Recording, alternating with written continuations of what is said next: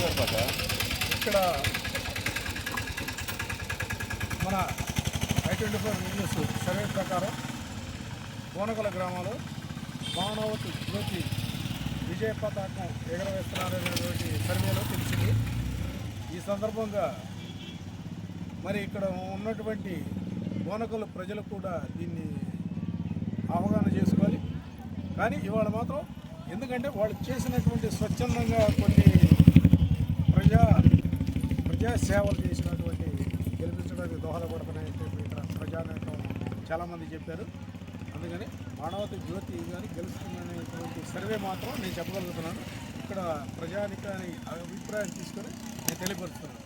బోనకల్లు మండలంలోని బోనకల్లు గ్రామం చాలా ప్రశాంతంగా నడుస్తుంది.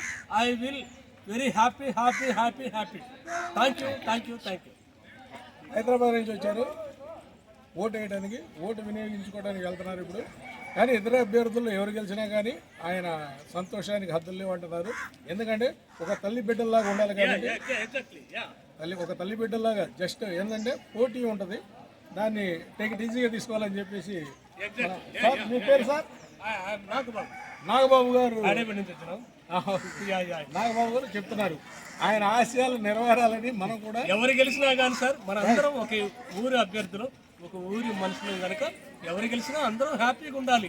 అటే మా తమ్ముడు కానీ ఇటే మా తమ్ముడు కానీ ఎవరు గెలిచినా కానీ అందరం హ్యాపీగా ఉండాలి.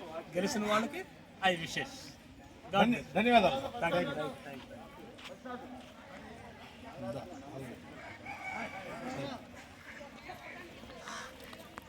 సార్ ఎలా ఉందండి ఇక్కడ ఓటింగ్ సరళి కానీ ఏదైనా కానీ? గ్రామ పంచాయతీ తరఫున డి అంటే డి అన్నట్టుగా ఎదురు బదులు ఎక్కువగా ఉండేడ.